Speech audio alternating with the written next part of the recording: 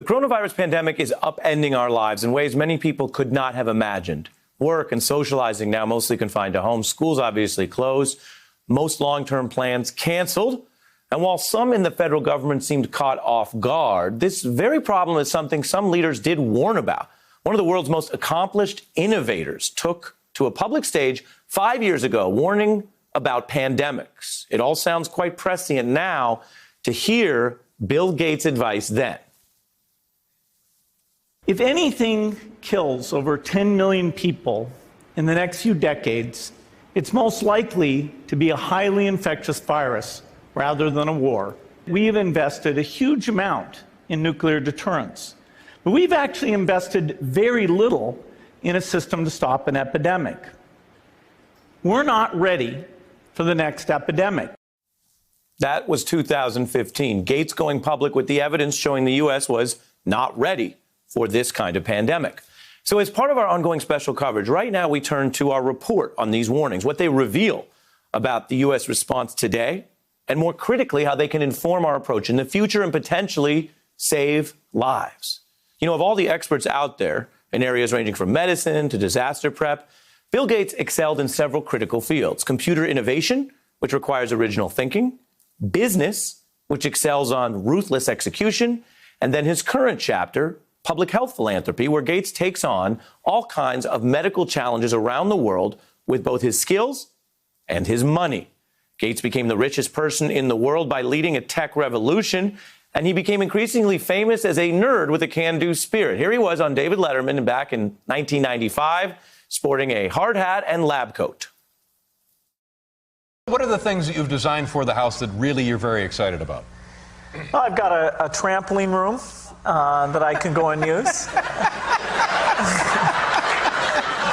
A trampoline room. That's right. This is like an actual trampoline or like a computer trampoline? Non-virtual. Trampolines are not the item many billionaires brag about buying, but Gates isn't the typical billionaire, and he's different in ways that are especially relevant now.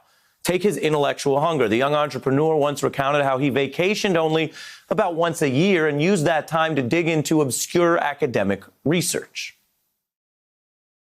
Like most of us, Bill says that he escapes the office about once a year, but that's where the similarities end. I spend at least a week a year where I go off and just read people's PhD theses and new things that are going on in the field. You got to read those PhD theses. This is one reason that Gates has seen around so many corners. He reads ahead into the research to see where things might go. And now that he does philanthropy full time, he's been deploying his money and platform to press challenges that some corporations and governments don't get around to tackling. The Gates Foundation presents ideas, papers, and money, as you've probably seen, to governments around the world. And Gates has had his own run-ins with Donald Trump. At one foundation meeting, Gates recounted a classic story where Trump was attending a horse show in Florida. Gates' daughter was there, too. And she noticed that Trump took an extra car ride to leave the area so he could make one of his special helicopter entrances at the event. This is footage MSNBC's Chris Hayes first reported. Like 20 minutes later, he flew in a helicopter to the same place. So clearly he had been driven away, but he wanted to make a grand entrance in a helicopter. Now, whatever Gates thought of Donald Trump's attempts to impress, Bill Gates still took the opportunities, controversial or not, to advocate pandemic policy with Donald Trump. Here they were at Trump Tower right after Trump's election in December 2016. Gates explaining he was pushing science and health policies at that very meeting.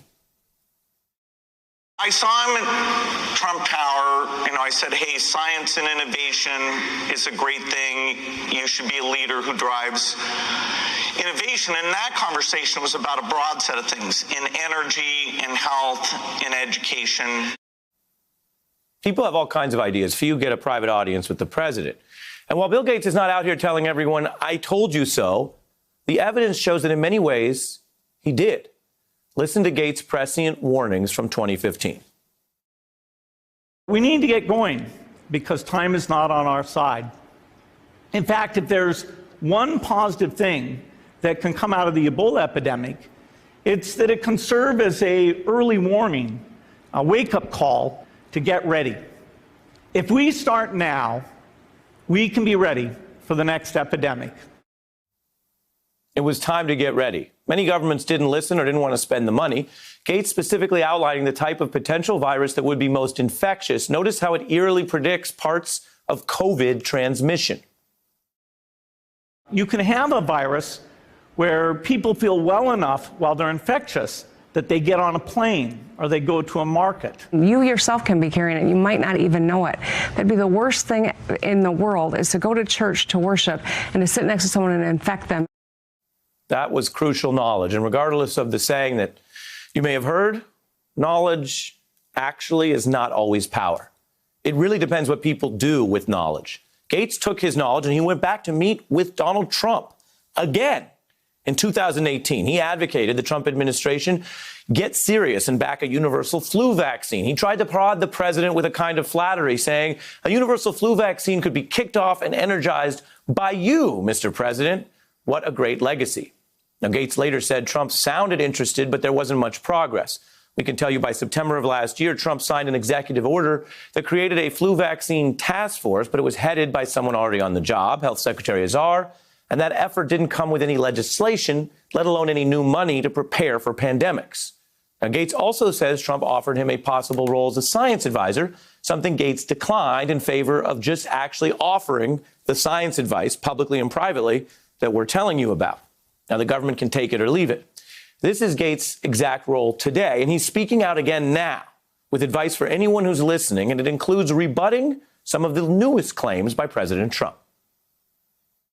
It's very irresponsible for somebody to suggest we can have the best of both worlds. What we need is the extreme shutdown so that in 6 to 10 weeks, if things go well, then you can start opening back up. It's very tough to say to people, hey, keep going to restaurants, go buy new houses. Ignore that pile of bodies over in the corner. Just, we want you to keep spending because there's some, maybe a politician who thinks GDP growth is what really counts.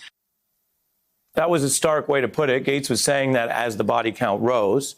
But before videos and pictures like this went viral, the footage of the human wreckage of this virus in America, a country that has so much money but is reduced to scenes like this.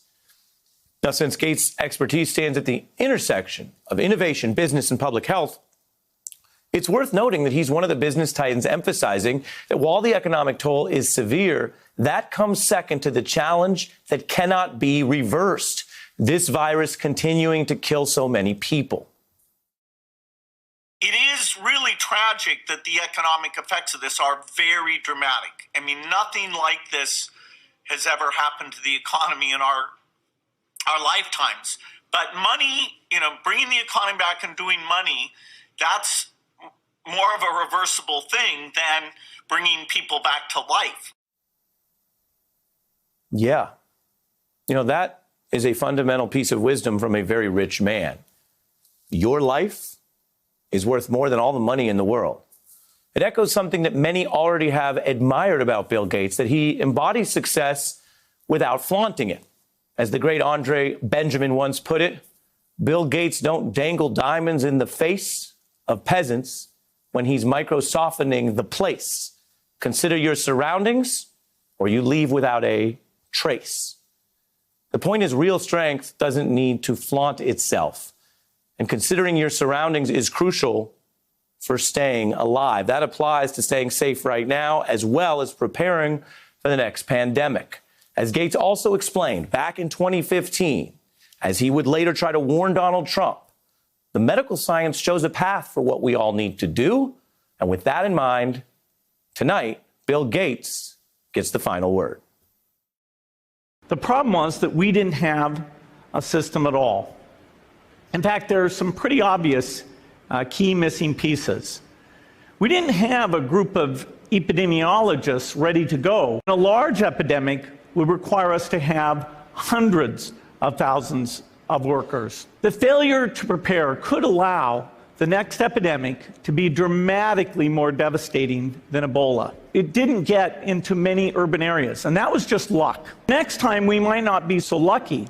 It would spread throughout the world very, very quickly. If we start now, we can be ready for the next epidemic.